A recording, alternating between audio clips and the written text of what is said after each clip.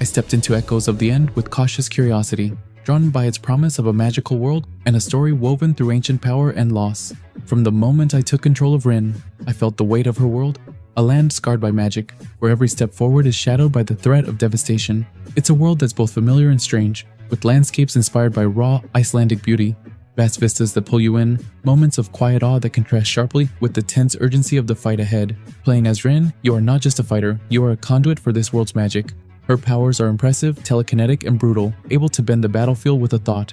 But the magic never feels effortless. You wrestle with it. Targeting can be finicky, and timing your abilities demands patience, which creates a strange tension during combat.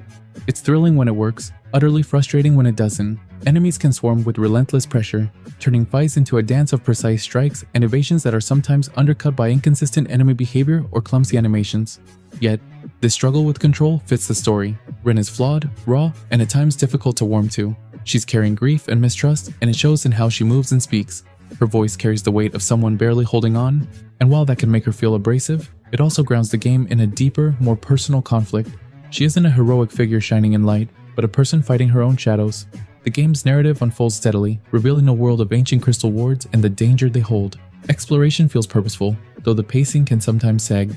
Puzzles and environmental challenges are well crafted, offering moments of genuine satisfaction when you manipulate the environment to progress. These quiet interludes balance the combat's chaos and deepen your connection to Ima's mysterious magic.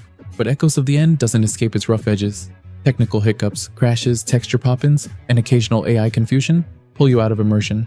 It's frustrating, especially during key moments or boss fights where repetition due to crashes chips away at your investment. Yet, beneath this, the core experience still shines through. The voice acting, with its Icelandic undertones, adds a unique flavor to the characters, making the world feel lived in and authentic. This is a game about struggle, both external and internal. It asks you to embrace imperfection, to find beauty in moments of frustration and fleeting triumph. It's not perfect, but it's sincere. For players who appreciate a moody, atmospheric journey with layered combat and a story that's more about the burden of power than simple heroics, this game will resonate.